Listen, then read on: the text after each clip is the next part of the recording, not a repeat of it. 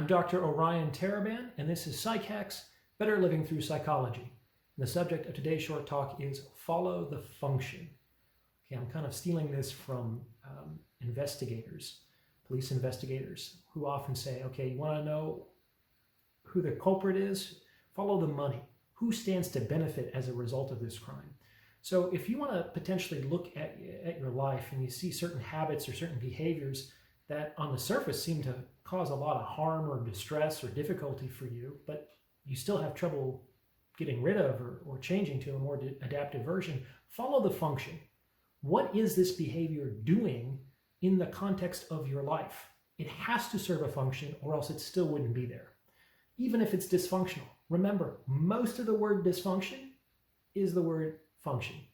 Most of what is dysfunctional is functional. It just creates additional problems on top of the problem that it's been designed to solve.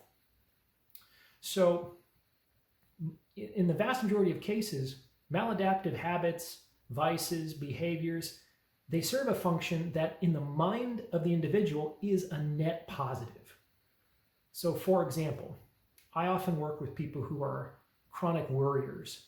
They worry about things all the time, hundreds of times a day. They know rationally that most of the things they're concerned about will never happen, and yet they sort of feel powerless to block this compulsion, and they often resist efforts to intervene and address the issue. And this has to do with the function that that behavior is serving in that person's life, which is within their own subjective experience, they believe at a deeper level that the worrying behavior keeps them safe, that if they weren't worrying about things in the future, they would be even more exposed and vulnerable than they already are. So even though they understand that the worrying corrodes their quality of life, they believe, as a sum total, that behavior to be a net positive because the preventative or safety associations with respect to that behavior outweigh the negative deleterious aspects of that behavior. So they keep it because it's a net positive.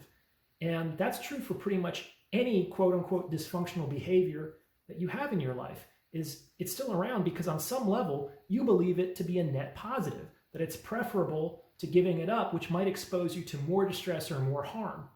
Do you see what I'm saying?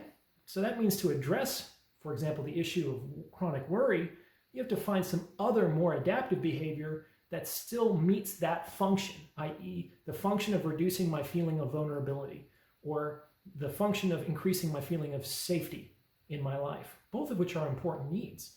The issue is that this behavior meets those needs while creating a lot of other problems in the meantime.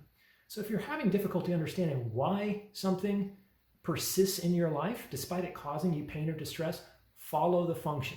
What is it doing in your life? How is it on some level a net positive within your own subjective understanding?